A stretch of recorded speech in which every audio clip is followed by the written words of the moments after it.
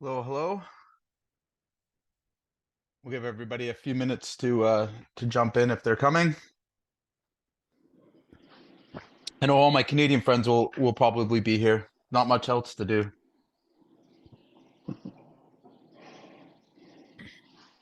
Yeah, I can't get any sympathy with the weather because you guys are just as bad as me. Yeah, it's brutal up here. It's like a blizzard still. It's been going on for like days. Oh, wow. Well, Yeah, we're to 17 right now, so I'm pretty happy about that. good, good.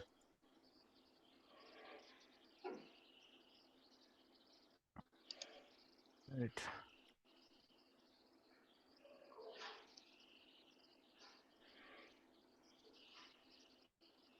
I won't give these guys too long because I got a lot today to kind of get covered. So we'll try to get going here as quickly as we can.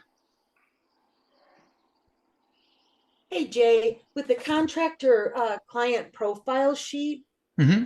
I mean, I filled it out, but I didn't upload it anywhere or No, save so it. so Supposed the, to? No, not on this one. So we're gonna get in. Last week was just an overview, and the task itself is just to get you started today. Okay, Gotcha. so we're gonna go back and go through like targeting a client. Today it's about persona, right? And how to qualify your persona. So I guess may as well just start right into it, and we'll go from there. So the biggest problem that I see with most contractors is they believe their perceptions. Okay. So, and I've had this same problem is in marketing and especially in changing markets. Sometimes we can believe that our core customer or our ideal avatar is one person. And because we haven't qualified that, all right, we're making an assumption. And maybe it was 3 years ago, but it isn't today. All right. So, especially nowadays, it's very important that we are questioning our beliefs on who our core customers are and making sure that we're not missing big opportunities. So, the contractors that continuously succeed, and I've seen this over many markets and many businesses, to be quite honest with you, are the ones that are really in touch with changing trends, new opportunities, keeping themselves at the front of the line when it comes to acquiring customers. Okay. The biggest and the best out there are at their core a sales and marketing company. All right. So the purpose of today is to teach you a system that you can use to really not only identify an avatar, but to qualify that avatar with research. Okay. So we have at our fingertips a world of data that doesn't get used. All right. Um, Marketing is a data driven process. Okay. So if you knew who the top marketers were in the world, I've had the privilege of meeting a few of them here and there.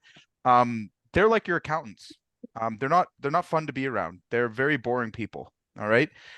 Contrary to what we would believe is that they're these, incredibly creative and energetic people. They're not. Okay. Marketing is a data-driven process, and it's never been easier to find your acquired customer, to get your ideal customer, but it does require you to be, again, very thoughtful of your opinions and assumptions. Okay. So with that said, what we're going to do today, I'm going to share my screen. All right, is we're going to go through a buyer persona. Now, last week I'd asked you guys to do a little bit of validating your ideal prospect and who you think is your ideal customer. And I hope that you got a little bit out of it. I didn't want to go too deep on it. I gave you kind of the very top surface level, but now we're going to go really deep on it. And what it's going to do is I hope that I can challenge some of your beliefs that you've had and show. Oh, you there? And I'm hoping that we can again maybe knock down some assumptions and open up some new ideas on who our ideal customers are. Okay, so I've got a new worksheet for us that's going to go a little bit deeper. Now, before I say that, we are going to use ChatGPT to accelerate this process. Okay, so I've gone ahead and I've got a ChatGPT prompt that I'll be sharing with everybody. And what I'm going to do for us is I'm going to put in my generic information for my ideal prospect. Okay. And then I'm going to walk you guys all through this process so that you can kind of see how how I would formulate, or how good marketers tend to formulate their ideal prospects. And you can also identify these ones yourselves as well, right? So we all have an idea kind of roughly who that persona should be, or that ideal customer should be, especially if you did the homework from last week. So now I'm going to accelerate that with ChatGPT. So let's do this. Bear with me 1 second.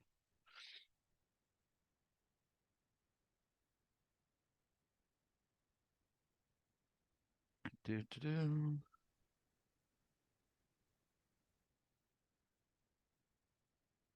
Can you tell me when that information is up? I'm not seeing anything, but I don't want to be missing it because I'm doing something wrong here on my No, screen. no, it's all good. All right, so I'm going to share my screen now. So you're going to notice right off the hop, this one's kind of a long prompt. All right. If you want to get the most out of it, you're going to put them in one at a time. Okay. For the sake of us going at a respectable speed here, I'm going to go ahead and, oh, so up here, we got to change two things in the prompt itself. Okay. We're going to change our insert product services, right? This is your product or service. So I'm going to go and change that. Oh, would you go away? All right. Metal roofing.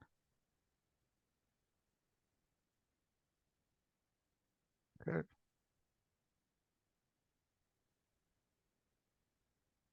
Okay, so my assumption here is that I'm going to be dealing with residential homeowners that are looking for metal roofing. Okay. Change these product services here as well.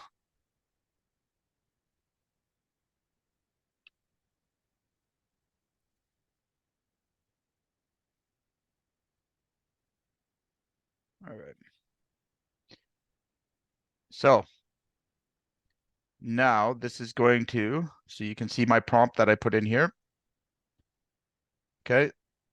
That's the prompt that I'll be sharing with you guys. It's basically going to give us our demographic target audience.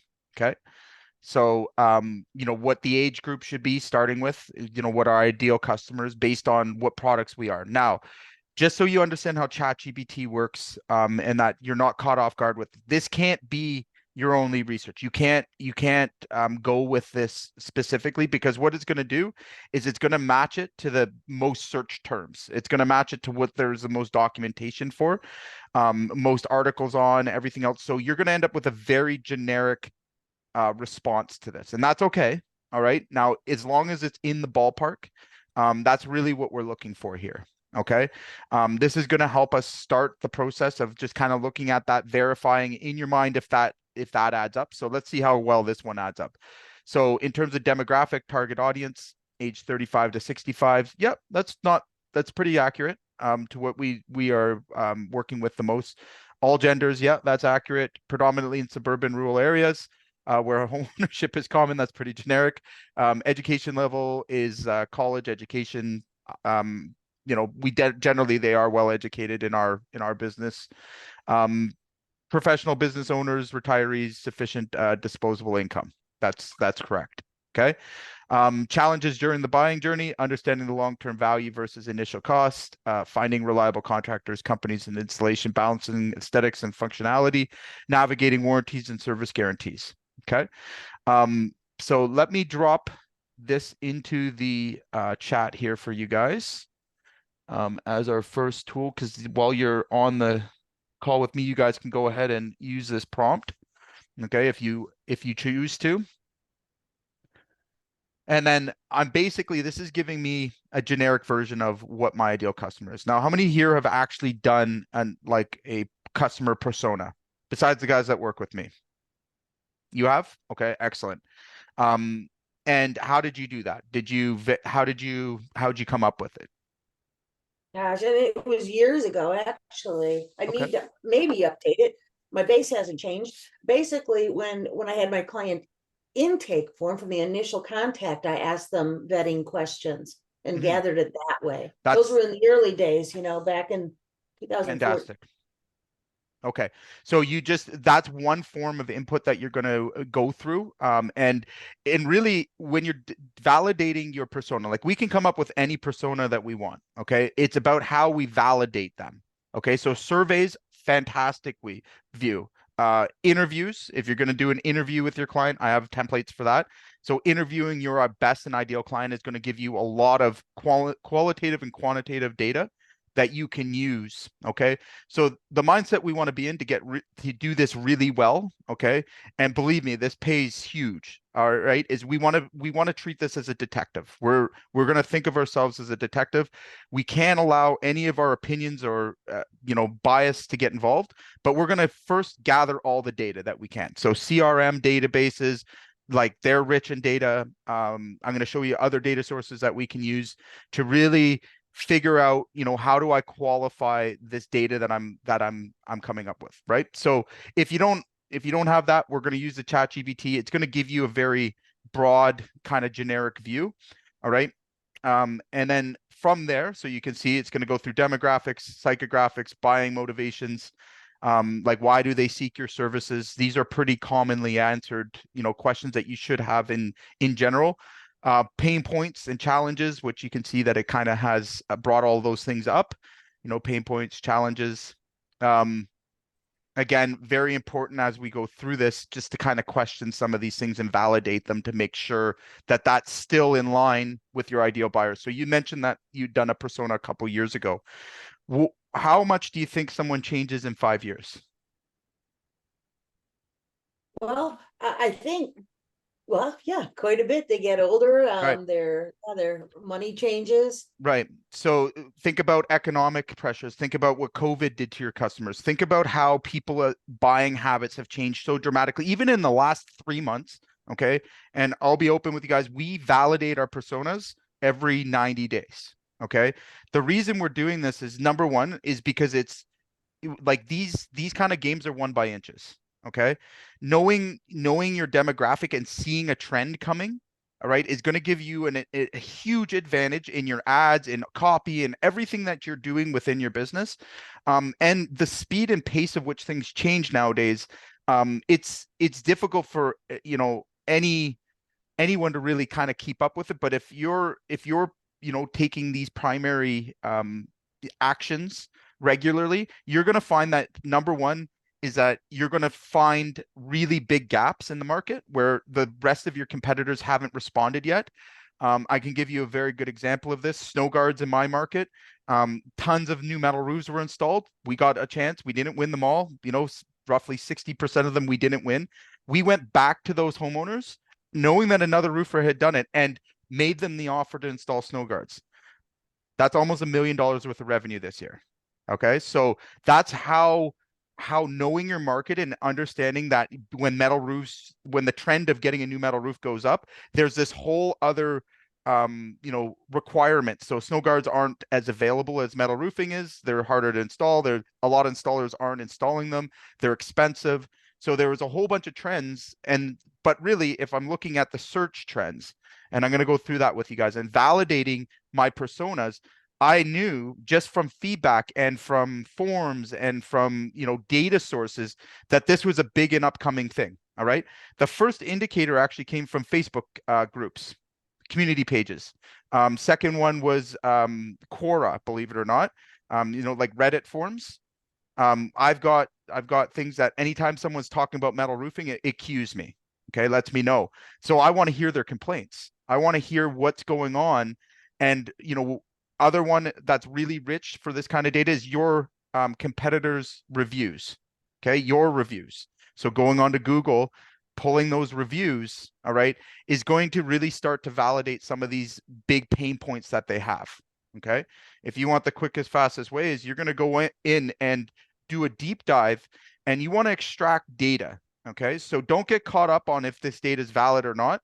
We're just going to collect, and I've given you guys some forms today, and a step-by-step on how to do this. So coming back to our persona, again, this is sort of our top view.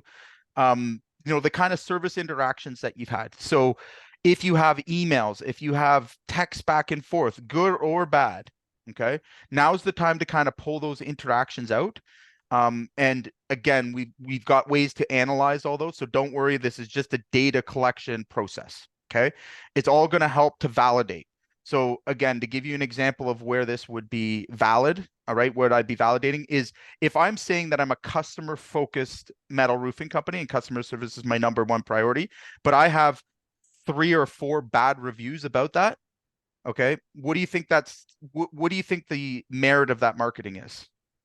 Especially when we know 90% of people are looking at those reviews. Can I still come out and say that I am a, customer service based, metal roofing company? Of course not. Right. I have to rethink my approach based on those reviews. And it actually changes my marketing as well. All right. Unfortunately, that does happen from time to time. But also being very clear with yourself, like, what is it that I need to do to become that company if I'm not meeting that expectation now? And the data's in front of you. Okay. It's all around us. And we're going to get deeper and deeper into this. So, one thing that you need to be very careful about, all right, is the difference between qualitative and quantitative. Okay. So some things we can validate through numbers, through facts, through sites, and then there's the qualitative data. All right. We're still going to take in that qualitative data. So that's things that are written text and everything else. The cool thing is we can use ChatGPT to dump that into and then have it analyzed. Okay. So that's going to give you back, and help to clarify what this is all entailing. Okay. So ultimately we want to make sure that we're leaving this with 2 to 3. And again, I challenge you guys to use your creativity here and really thinking about your ideal avatar. All right. Who do you serve, in your mind right now? All right. What does that customer look like? What's the market look like? Is it residential high end? Is it residential middle end? Like, what is the actual market that you're going after? Okay. One thing you need to do and be clear about is you can have multiple markets, all right? But the avatars between them generally they're not the same. Okay. So for example, a lot of contractors make this mistake is they go out and they try to be 6 things in one. Okay. I see it all the time. What you have to understand is that in order to make one single quality offer to the market, all right, that is exponentially hard when you look at all the competition and everything else that's working against you. And when you go out to the market and say, hey, I'm, Jay the roofer, the car washer, the, backyard deck builder, I'm actually diluting the effectiveness of my marketing. Okay. So it's okay to have multiple customers, but you have to treat each marketing campaign as a separate entity to itself. Okay. I even go as far as if I'm making separate offers, I will separate them by landing pages and by like how I'm validating them, because there's a whole bunch of data as well that needs to go into that to understand what it's costing you to generate a customer for that campaign. Okay. So Greg, do you mind if I use you as an example for a sec? Okay. So Greg does a lot of B2B type work. So that's business to business work for management companies and, other types of business to business customers. But he also has a B2C market. Okay. When we run his campaigns, although some of them exist within the same CRM and everything else, the entire campaign is night and day difference. Okay. That should make sense because, I mean, obviously we're not going to use the same copy that we would use for, a customer versus a business, right? That should be, pretty commonplace, but I still see it a lot where people are saying, hey, I do commercial, I do residential, like, you're not specializing in anything.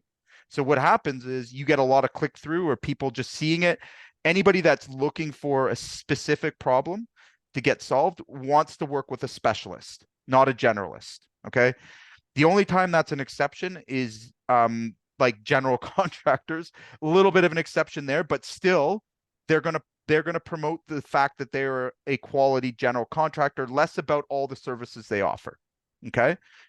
It's more about how they manage clients' expectations, how they manage their trades, how they manage, like, saying that I do all of these things it tells the customer that you're doing them, like again, and you're not, right? As a general contractor. So I see that mistake being made where general contractors will promote deck building, will promote, that we do roofs, that we do.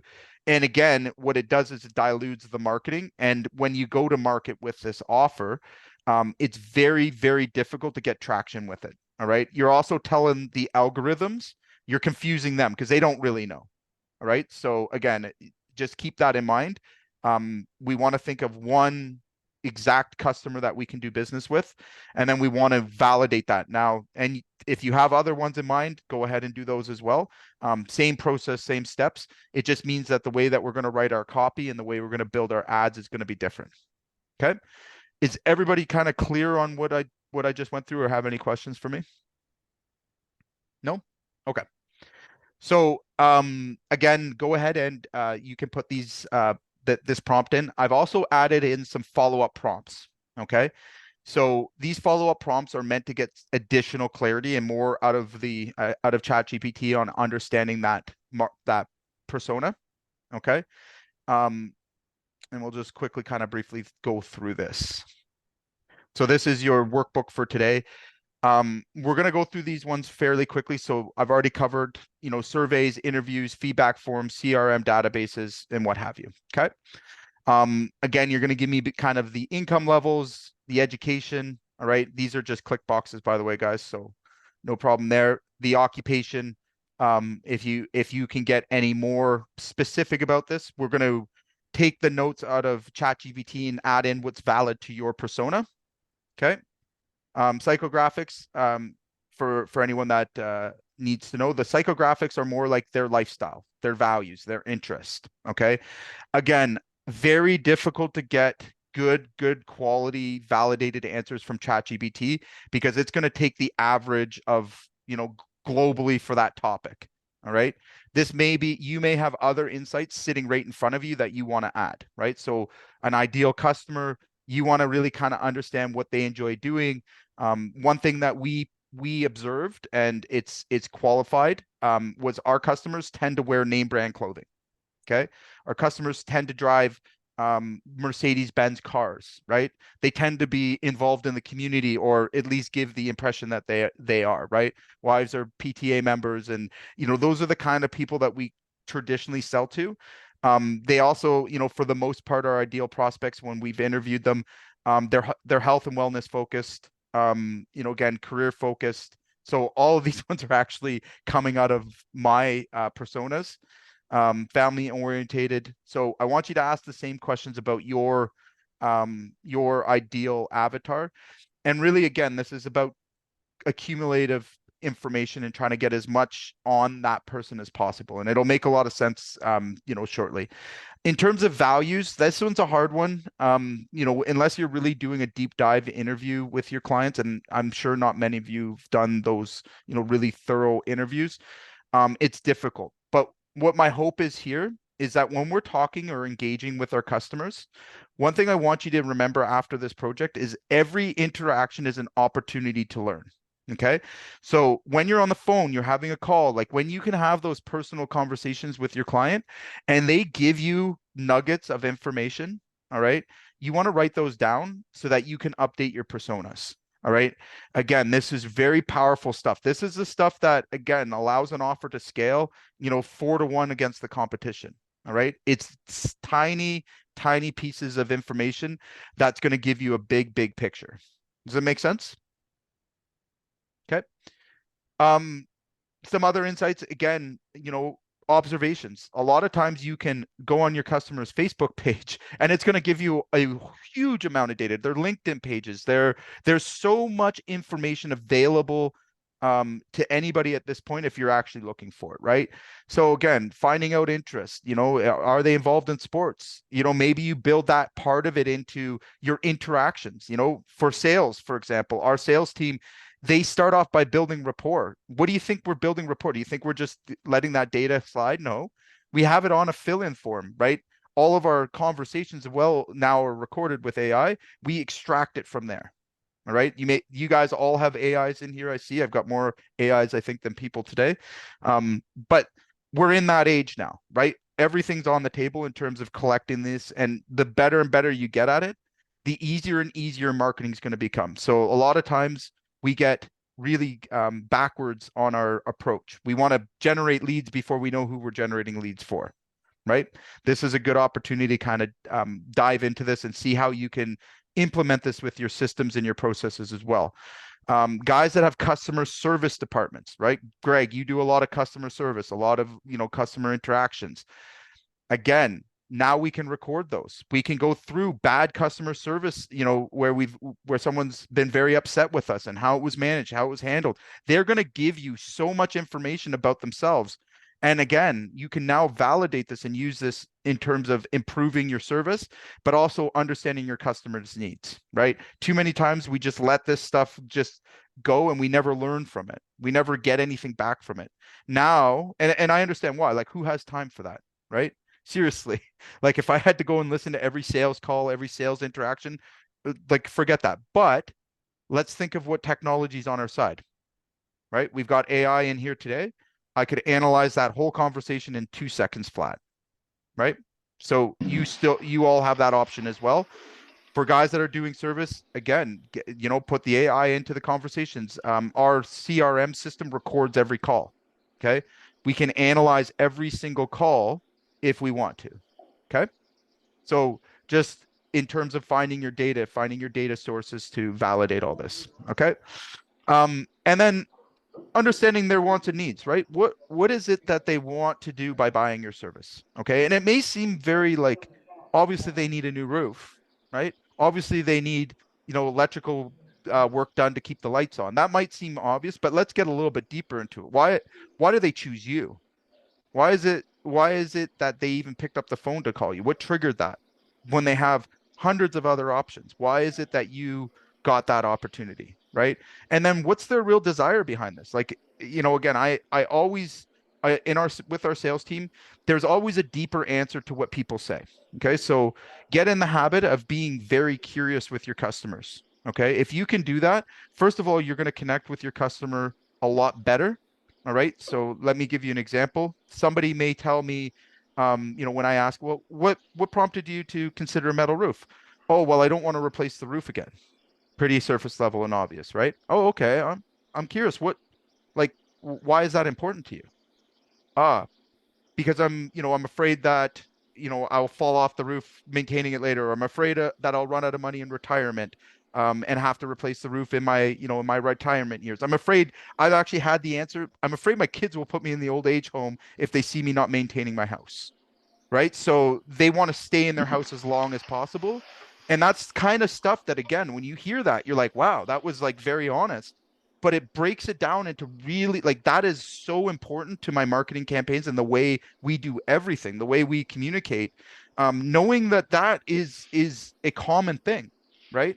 And our sales team's aware of these things. So we've gotten into the habit of not just taking those surface level answers, but really understanding like what was the motivation behind the call? Why are you so eager to get this work done? What does it mean to you? Right? What like having this new addition, like what does that mean to you? What does that represent to you in your mind? Like again, I see it all the time where I'm dealing with a 70 or 80-year-old client, and in my mind, and we're both, it's kind of the elephant in the room, like why the hell do you care if this roof lasts 50 years? I mean, you're not, it's likely not going to be here. And the answer is always very, very honest to me. And it's like, I want my kids to keep this house, or I don't want my kids to have to pay for anything after I'm gone, or I want to make sure the value of the house is kept up. Right. Some have just told me, hey, I've got a bunch of money I laundered and I need to lose it. Perfect. All right. That's good too. Right. So, again, in terms of really understanding this, you can build this into your process to be constantly collecting these kind of validating pieces of information. And this is what makes the best ads. Okay. This is what makes the best copy. Um, Very few marketing companies have the skill or ability without doing this. And it's got to make you question or wonder, like when you hire an agency and they never ask you any of these things, where are they getting the ads to run? How are they connecting with your clients? Right? How do they know how to attract the ideal customer? And the answer to that is they don't. Okay. The answer to that is they're going and copying what some other campaign has been successful doing that has a totally different message, a different brand, and they're mimicking it with yours. That is exactly what they're doing verbatim. All right. And I'll show you today how to do that yourself. You don't need an agency to do that. Okay. But the marketers that get huge, huge results are the ones that understand and go through a process to understand that client, to not miss any of these little pieces. Because again, you can change the words on a hook in an ad, and it will convert 8 times higher than you know another ad. All right. That's how close it is. Now imagine your websites, everything, right? Your follow-up emails, your every type of communication you use, right? The way your sales team approaches a prospect, right? The script that maybe they have or they don't have, right? But all of those things matter. Okay. You've got a new salesperson starting. Why would you not be teaching them these things? Like if you've just been like, hey, I want you to go out and sell my service, and you're not giving them this insight, right? You're leaving them to assume a lot. All right. And that's dangerous. That's not productive. And that's not going to get you into the top 5 or 10% of contractors making money. That's for sure. Okay. Um, the other thing I will openly say is 95 or 96% of all contractors messaging is um, stolen. So think about that concept for a second. All right. Whether it was their agency or whatever, it's all plagiarized. And it's even getting worse with ChatGPT. All right. There's very little actual real like copy out there that speaks about our company. It's crazy. It's been going on for a long time. It's something I'm a stickler about with our content. I've always taken the time to make sure that it's written to reflect my company. I want you guys to think about your copy and review your websites and stuff as we're going through this process and really ask, is that the message that I should be sending to the market? Is that speaking to this avatar that I know and I've validated? All right. And if the answer is no, then we know where to start before we get too deep into anything else, right? Okay. Um, so another really important place to look is the type of engagement that they're looking for, right? Why do they typically engage with your services? Maybe again, regular maintenance, that might be what you're after. It might be one-off projects, specific repair, renovation, installation, seasonal periodic needs. These are all really, really rich data to collect. So I actually had the experience with this week, and it was kind of funny. Is I was working with a very large customer of ours, very large company, that's doing a lot, right? They have a huge market, and I asked just off the top of my head, I asked a question I thought would be pretty well received is, hey, are you guys doing installation? They're like, yeah, we have installation. We have installation truck. I'm like, but are you like, how many of these are you installing? We do one a month. And I stood back and I was like, wait a second. I'm like, the search terms like in your area, you're trying to increase revenue. Like they've maximized all their roofing and everything else, and you're not promoting a service that's one of your most profitable services. I'm like what got us to this point? And lo and behold, when we're finding out from, asking the people receiving calls and everything else to their business and what people are clicking on their own website, all right, installation is enormous from now till March, right? Just like that. There's probably $500,000 or $1 million worth of revenue for these guys with the number of searches they have, right? They just stop doing it. Just stop doing it one day, stop promoting it, and just let it slide. And now they're here looking for other ways to generate revenue in an already saturated market. So, like, again, don't underestimate like these requests that you're getting. When we're tracking those through our CRM, all of those are trackable, even if you're not taking those jobs. And again, roofing, for example, and I hate to keep using it, but maybe you got 50 requests for metal roofs last year. Okay. That's a pattern that if you identified and you were looking at, how to set up a campaign this year, you're going to use that as a quantitative data to understand where the market gap is. Okay. Make sense? Okay. A really important one, guys, in this, I know we ask the questions, most of us do it generically, kind of where did they get their information from? Now, I don't mean where they got the information about you. I mean, when they were researching how, like, because everyone sort of starts in that same phrase. They know they've got a problem. Okay. They become problem aware. My roof doesn't look good. My kids are moving in, so I need to, expand the house. Like all of these things will prompt them to, no one just picks up the phone and calls somebody at a random. Okay. They do some form of research. They do some form of searching and they start to look for solutions to their problem. Okay. Understanding where they're doing those searches is critical to hitting the right traffic paths, right? So am I, where did they get, not just our sources, but where did they get their information from? So how many of you guys um, have encountered the YouTube heroes, the guys that know everything because they watched YouTube? How many of you guys come across it? They basically tell you how to do your job. I've had plenty, right? I've had guys full out try and show me how to cut metal pans, and I shit you not. Where did you get that information from, sir? Oh, I watched YouTube series and blah blah blah, and they were quite proud of it. Yeah, okay, I get you, no problem. But what has he just given me? All right, now I know something that's going to help with my marketing, right? You may have other people, oh, a friend, a family member, this site or that site. Like when you ask them, they're generally pretty open about this, and this stuff is absolute gold, absolute gold. Okay. So we want to really be asking those questions, and it does apply a lot to the avatar that we're trying to go after. So one thing that we've gotten fairly good at is we've got two demographics, like age groups, buying the same products, but buying the same services, but getting educated in totally different places. Right. So we've got our baby boomer that will read our websites, and I'm going to show you how to validate that on this call. We got baby boomers in general that'll validate our, like, through websites and Google searches and stuff like that. And then we have our millennials, okay, who still start with the Google search, but they're tending to use YouTube. They're using other sources. They use social media. They learn through our social media. They're much more active there. All of these things are what we're going to call client journey. Okay. So one of the saddest things I've seen, and I've done myself, is assuming, all right, that my target audience is going to come from Google, right? Or assuming that if I just put up ads in Facebook, that I'm going to get all these, this flood of customers, or assuming that, all my business is going to be referrals and I have to push that more.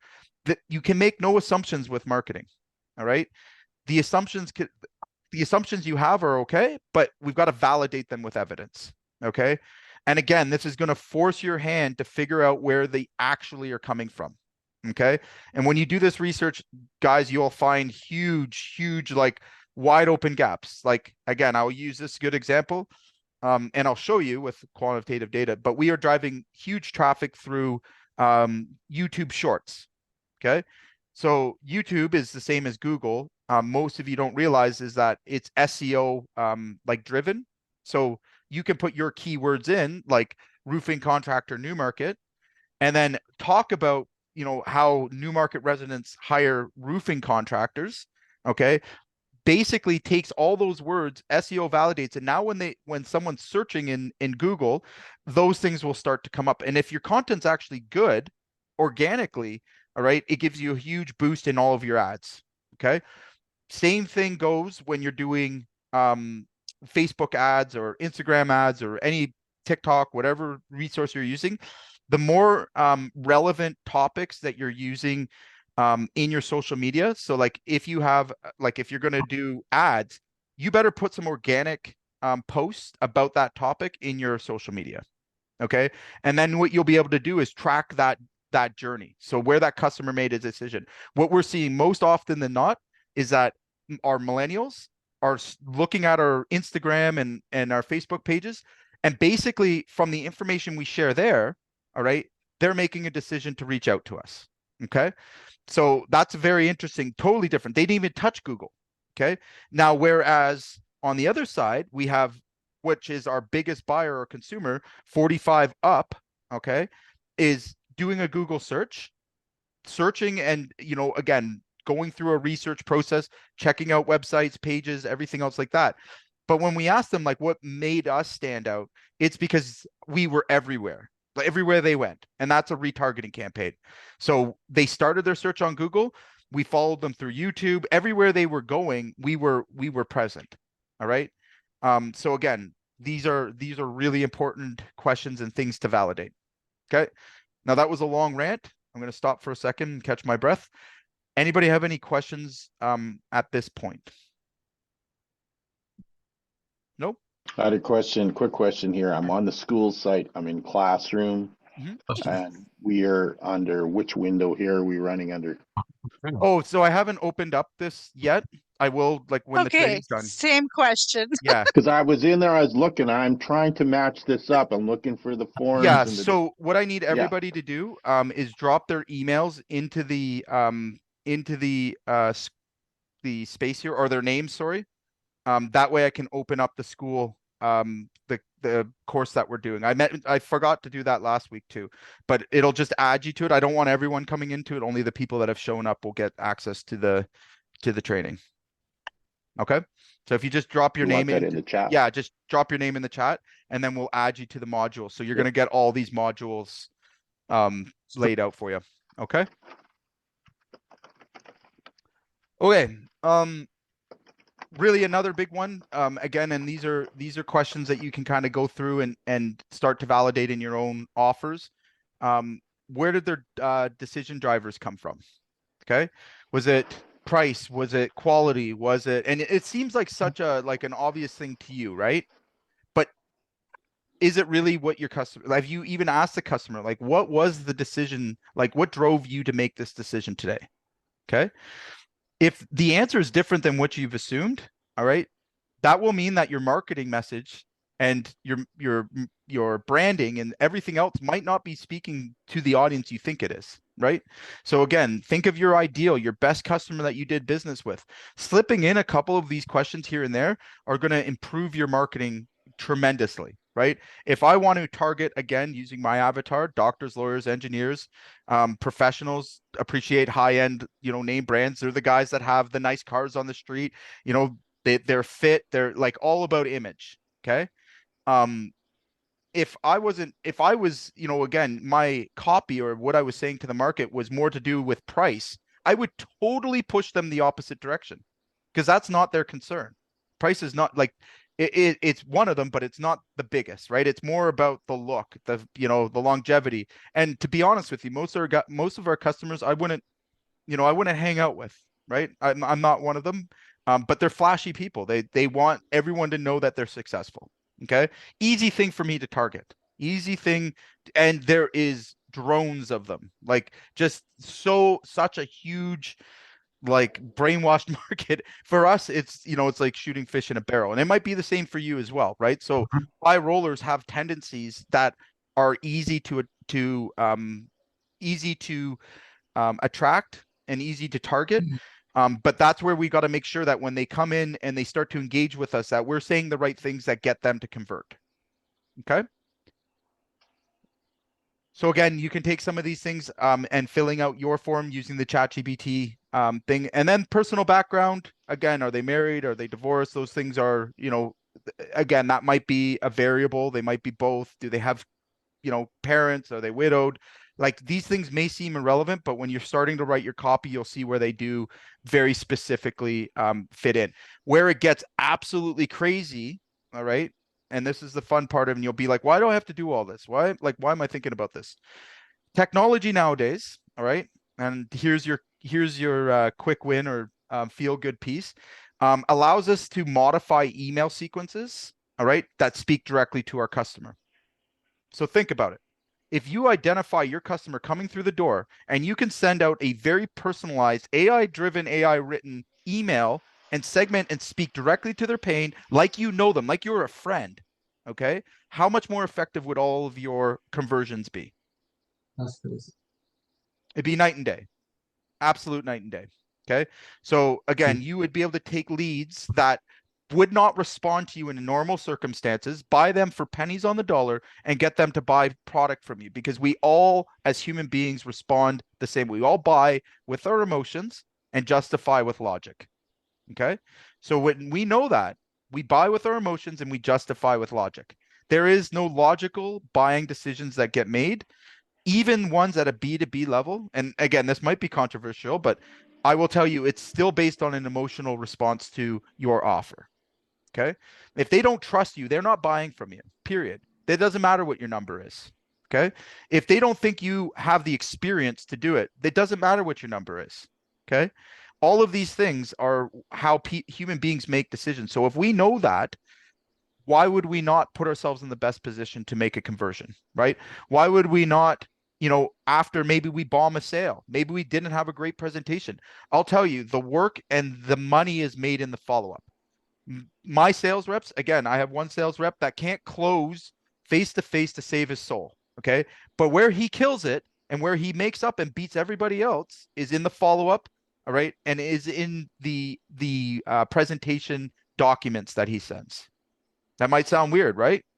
So, he can't close. He can't sit at somebody's kitchen table and ask them for the business there.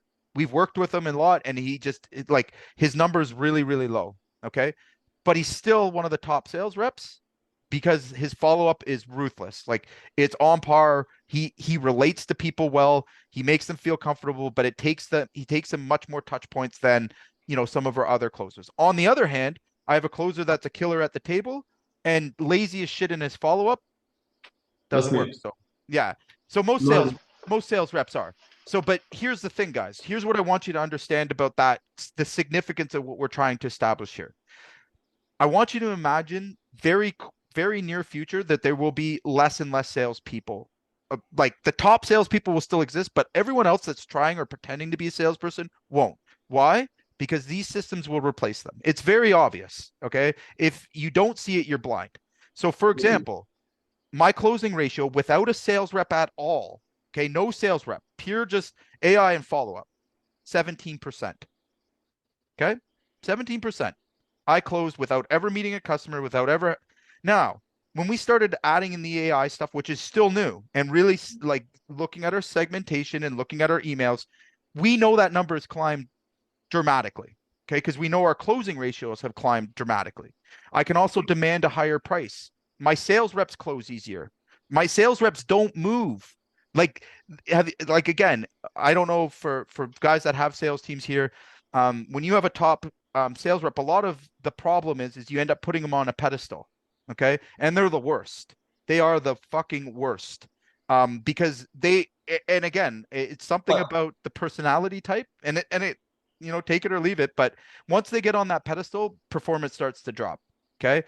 The respect that is given to the company starts to drop. The respect that's given to a lead that you paid for drops. Okay. I don't give that leverage. I don't give them that opportunity. Why? Because I'm going to hold the leverage. It's my system that actually sells their jobs. And I don't let them make a mistake in follow-up because it's really my generated lead. Okay. If they can improve my performance and they can get the close above that 17%, that's the expectation. Take it or leave it. Tomorrow, if they were to quit on me, no problem. I'd have a new sales rep trained in 15 days, and they would be happily making the $140,000, $240,000 a year that they are. See you later. Period. That's the power of good marketing and a good system in place. You don't need absolute killers and A players, and this will continue to be the trend. It will become the norm because now, when we know our customer, for the people that get this stuff, right? Good marketing will trump any good sales team, will trump, like, it's the difference between, hustling and not hustling, right? So getting this right is important. You can build now, even like if it's just through DMs and chats, you can build a very personalized experience for your customer, and meet their needs. And again, that's going to be the expectation soon. Right. So all this data that we're collecting, all these qualitative stuff is so important for you guys to protect yourselves and have a strong marketing campaign. Because in the future, you're not going to be able to get away with just a closer. I'm afraid to say it. I'm seeing it now. Right. When a company can move 10 times faster than you, speak to the customer without ever having a human being involved and connect with them emotionally on what their pain points and needs are, you are going to lose, period. The full stop. Right? By the time you get out there, they've already committed to somebody else, whether you realize it or not. Right? So again, is this valuable? And then on top of that, as owners sitting at the table here, okay, we should always be looking at where our risks are. We should always be aware of what the risk is. Okay. Is there a risk in hiring one person to do all of your sales, period? Is that a risk?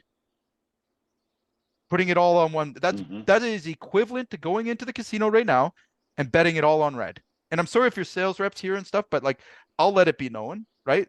And vice versa. For sales reps working for a company that doesn't know how to market or doesn't know how to put their opportunities in front of them, warm up their leads, it goes both ways. It makes their job much harder, right? They're constantly playing a losing game, coming up with companies that know how to market, know how to present themselves, know how to nurture their leads, knows, how to qualify a lead before they put it into a sales rep's hands. Those are equal responsibilities. It's yin and yang, right? Do I think that the closer or the salesperson will be eliminated fully? No, I don't.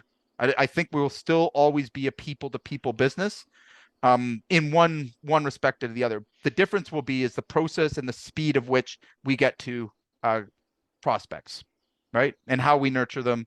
Again, a lot of these things that I'm talking about, these are all, preventative as well, right? Because if I'm using them now, your competitors will be using them shortly. If you don't adapt to these things and you don't start to, think about these things, you're going to be obsolete, right? It was glasses. Offers his webcam. What's up? Okay. So again, another quality rant there, guys. So Jay the next, Carter's he's an AI. what's that? He's calling you an AI. Yeah. Well, listen, that's the whole point of this company, right? Is the whole purpose of it. It's not going to be somebody, it's not going to be AI that replaces you. Don't get me wrong. It's going to be a company using AI that replaces you, right? So AI at this very point and where we are exactly and where we'll be for a long time, there is no such thing as an unsupervised AI. Okay. So the opportunity here is it's a tool. It's a tool that allows, it's for a sales and marketing perspective, like it's like the internet. You know what I mean? Like when the internet came out, to sales and marketing was a big deal. Some people rejected it and they got replaced. Okay. Some people went full in on it. They did okay. And the people that were like, adapted to it and brought it on, they're the ones that were really successful with it. We're looking down the barrel of the same thing. So used properly, used tastefully, and used in the right places, it's the most powerful tool you have. And again, it gives you an unfair advantage in the market for your sales team and your salespeople using it. All right. But also for the business. So again, getting your campaigns up, what used to take 20 days, now I can do in 2. Right? AI is doing all that. Perfect. But what it doesn't do is just come up with stuff organically for me. Like, you put something in generic, you're going to get something generic back, right? You have to really challenge yourself and you have to be involved. You have to work with the AI. The AI doesn't do all the work. All right. But it does definitely reduce things, makes things a lot faster. Okay. Last thing, team feedback, getting feedback from your team, agreeing on the personas. One mistake I see a lot, actually almost always, is the owner comes up with a persona. The sales team has a totally different one. What happened? How did this and I can use my own example. When I gave my persona to our sales team, they argue with me about the average age. They say all of our customers are over 65. All of our customers are over 45. Okay.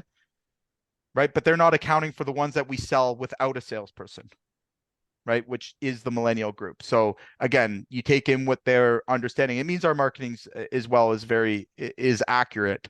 And we're dealing with those customer journeys different. Again, in terms of data and the final validation, I have a step-by-step for all of you guys today. Once you have your persona, okay, this will be very easy for you guys to go through using the prompt, like I said. The second part to this is the real homework here, guys, is the identifying your target market. So this is the research component to it. Okay. So what I've done here is I've created a step-by-step book that will show you how to use your Google Analytics, all of those things. Now, again, we're going to go through this next week. All right. But I want you guys to have a head start. This is literally like, this is where you validate that persona. This is where you collect that information. So I'm going to show you top level, kind of the analytics, how you accumulate that data to validate your personas. Okay. I put it as a step-by-step. So I challenge you all to take a look at it. All right. Very easy. We all have these systems, or should have these systems, with Google. If you're running any sort of websites, you can also use Facebook. So I put Facebook in there. Another really easy way is just go look at your insights on Facebook for your pages. All right. It's going to give you hugely rich data, right? So this is our Facebook, right? It tells us a lot of information. Okay. So you can gather information there. You can gather information through surveys, feedback. Your CRM, if properly set up, is the be all end all, because if you're doing, systemized vetting and, lead scoring and all that kind of stuff, that's going to give you really important information. If you don't, that's cool. During this project, we'll know what to add to that CRM that will start to give us this rich data. Okay. So it becomes a systemized process. So next time you do this, you're going to get more and more accurate with your personas. Okay. Anybody have any questions, concerns? How many feel overwhelmed by the amount of information I just shared? Okay. Yeah, that's a lot for sure. For sure. So like I said, I've left everything step by step, that I went through, absolutely everything. I will put the recording up as soon as it finishes downloading, and I'll open up the school place. Okay. I think I've got everybody's, or should have everybody's name that attended here. So we'll make sure you're all on there. The last thing that I wanted to discuss with you guys before I let you go, I hope that you're getting some value. I hope that we can actually get some wins here. But let's talk about what you can do for me. Okay. So I'm spend a lot of time. You'll see every workbook, everything else. We spent a lot of time, and I wish I could use AI to create workbooks. You can't, not yet, hopefully in the future.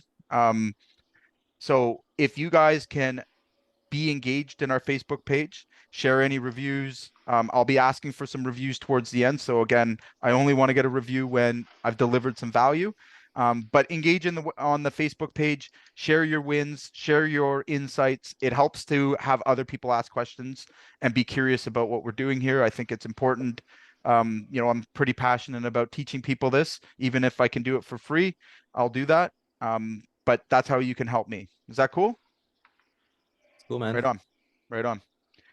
Okay, so before we go, damn good, close. I knew my timing. 2 minutes left. Have one question. Sure. I'm looking at that list from A to Z on the last screen. Are we doing a portion of that? We're supposed to go from point A to point B. How far Yeah, in so that you're whole gonna have list of things? you're gonna have two exact modules that you're gonna get done. So you're gonna start with your customer persona. All right. Now Okay. you can use ChatGPT to generate that persona. So but what you're gonna do is you're gonna fill out that form, all right, with the information you gathered from ChatGPT prompt. All right. Mhm. That then is going to become the things you're validating. All right. Mhm. So now we're going to go into step 2, which is it's more than just targeting. So there's worksheets, there's forms, and you'll see how it all comes together at the end. At the very end, we'll know exactly validated with data who we're targeting. He's next up. Mhm. He's Okay. doing it. What's that? Yeah. So the other thing too, guys, once you get this done, this process the first time, I'm going to assume it'll take you 2 to 3 hours altogether. It does say 7 to 8, but 2 to 3 hours. Every time, once you get this into the process that I'm showing you, think about like anytime you want to launch an offer, time you want to make ads, anytime you want to do anything within your business, it's all going to tie back to these things. Okay. Any copy, any messaging, all of that can be built into a GPT that sounds like you. And that's exactly what we'll be doing. So that'll be the outcome of all of this stuff is we're going to build a GPT that talks like you and produces copy that's going to allow you to run ads and do the hard stuff that's involved in running a successful marketing campaign. Something you pay people lots of money to figure out. Okay. Mm. All right. Hmm. Any more questions? Yep. I got Andrew here. Yeah. We're looking to get something going. Okay. I know we've been going back and forth a little bit. Any pointers on what I should be doing next? Like, should I keep focusing on the offer at this point? Yeah. So next week, I'll just tell you what we have up. So we're gonna have a SWOT analysis and another activity that basically is gonna help you identify your offer. So to get an actual offer that you make, if you guys have the CRMs and all the other things in place and you're comfortable, you can then move that copy to ads.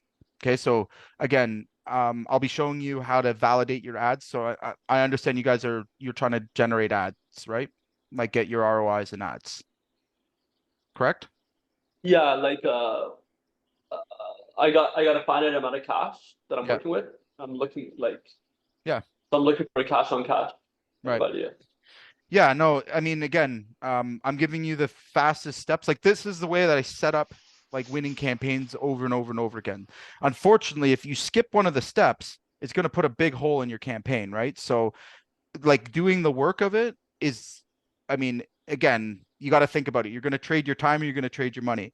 If you don't get it right and you go into the market with a shit offer and one that isn't going to scale, it's going to cost you many thousands of dollars more than your time. Okay. That's why I'm saying now, even if you don't want to run ads after all of this is said and done, and that's a very technical thing. I'm going to try and give you the basics and the basis of it. But like when you get into ad buying and media buying, like think about it this way, like people literally go to school for it, right? Like it's not and it's so ever changing. I mean, again, you got to decide if that makes sense, but here's where the power is. We talked about leverage earlier. When you have leverage on a marketing company, that's a big deal. So when you go to them and go, I don't know what to do, get me leads, they're going to go ahead and get you leads at their benefit. Okay. They're not going to get leads at your benefit because they're not doing the research. They're not doing all these steps. But when you go to them and say, hey, go get me exactly this customer, and I'm going to validate if you're getting me that customer. And if you're not getting me this customer, guess what? I'm going to find someone who does. Who holds the power? Right? Perfect. So if we're getting anything back from this, it's going to be, and I'm going to show you how to do that. Again, whether you're using an agency, not using an agency, doing it yourself, it's a boring process. Okay. It's a process that involves work. I'm going to give you the fastest track to it because we all want to get to that point where we're making leads and making money. But again, like I said, flopping on a campaign is very, very expensive. Testing, over test, all these things, like they all play back to the original problem. And people are like, I just can't get my ads to work. Yeah, no shit. You can't get your ads to work because they look like everyone else's. All right. They're not optimized to your core customer. You haven't identified a niche market or a gap. So what did you expect, right? The algorithm sees average, it's going to give you back average. If it sees extraordinary, it's going to give you back extraordinary. Make sense? So yeah, so I'm spending money trying to learn this shit and test this shit and all this stuff. And what you're saying is I should slow down, save my cash, 100%. learn like if do you this don't stuff have properly. copy, if you don't have copy and you don't have your offer right, there is no never ever ever run traffic. That is a full-fledged way to just throw your money in the wind. Like all you're doing is learning the expensive way. And again, I've seen it so many times, right? Where a lot of agencies out there don't know what they're doing either. For you guys that may be working with them that aren't getting results, this will be the way to analyze it. Like if you are not getting a return on that ad spend, all right, right now, and you know your numbers, okay, and you're not getting enough lead flow in, here's two things that are going to be broken. Number one is you've commoditized your offer. So they're getting prices from 10 different people. You're not a prize, you're just an option. Okay. That's a mistake. You can fix that by having good copy with emails and follow-ups and nurturing sequences and stuff like that is going to allow you to stand out. All right. That's the way you fix that. Or all right, you get your offer correct so that it converts in cold traffic. Okay. You're at the point where you need an offer that converts in cold traffic fast. Okay. That is a nuclear offer. All right. It's not just a normal one, just to make things more complicated for you. So getting your offer right is your primary focus right now. If you go through these steps, again, you will get to the ROAS. You don't need to be a wizard at ads with a good offer and good copy. Okay, you can be very average. You can do it the average way. You're going to get a good result. All right. I know it's probably not what you want to hear, but I'll tell you how it is. No, I think that's the reality of anything you try to take on, right? It's Right. just you know, It's a that monster. transition curve you talk about. It's like, oh, I'm gonna do marketing and, you know, get Yeah. leads at $80, $120, and you're like, okay, well, fuck, how does this work? How does that work? Yeah, I know. And again, it's, the algorithm tells you how good or bad your offer is, right? We think it's like the targeting and all that, but it's not. It's really like they play it, and if it doesn't talk to the ideal prospect that you're at, and you haven't validated that prospect's even there, it's not going to convert, right? So I'd get this right. It's like a combination to a lock. And I think I've explained this to you. Like if you don't get the You first showed two us. if you don't get the first few combos right, the lock's not opening, right? Like you can spend all your time on traffic. You spin that thing around and have it right as many times as you want. It's not going to make up for a bad offer. Right? And that's the example of when you went from like $36 a lead down to $13 a lead Correct. Exactly. So you get with a higher conversion ratio as well. exactly what I'm trying to run home here. So, and all of that was a change in words, a change in the offer, right? It's a way of it's speaking differently to people.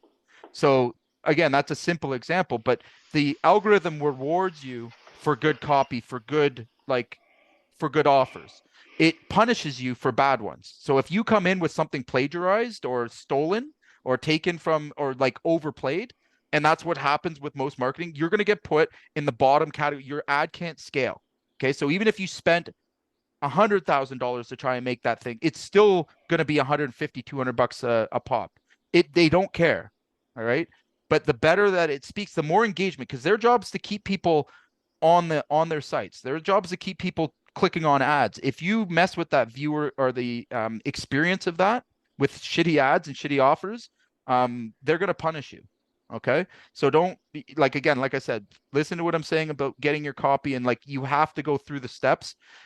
When you go to do this next time, though, you'll have the ability to launch any new offer you want. Okay. Any new campaign. And that really is where, as owners of a contracting business, that's where the money's made, my friends.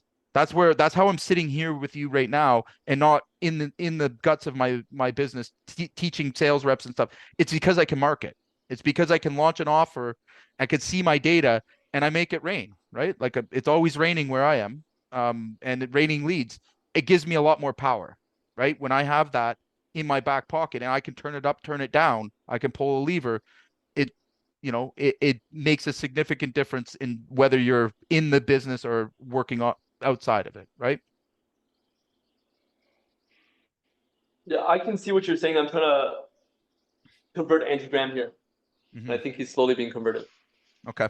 Well, there's still lots of work, lots of stuff to do. So again, just the best thing you can do, I'm giving you the prompts and making it easy. Like, I mean, I tried to oversimplify a difficult, complex thing, right? So it's not easy. Again, there's no one marketer can come in and say they know exactly what to do. There isn't one on the planet, because they don't, right? It's all test and finding that right step, right? So theoretically, like I'm not sure how, like, maybe this is a private call or whatever, but I'm not sure how Contractor AI is structured. If I want to sign a check and engage Contractor AI to run marketing for Empire, Mm-hmm. You would say you wouldn't even take the money right now. You'd want to see all the stuff done before we engage. Okay, so just explain that. Basically, we expedite it, right? So again, we would expedite it in that I would turn around and give our VAs this research stuff. We would come back and validate it with you. So it moves I it can go through back and faster. forth with it.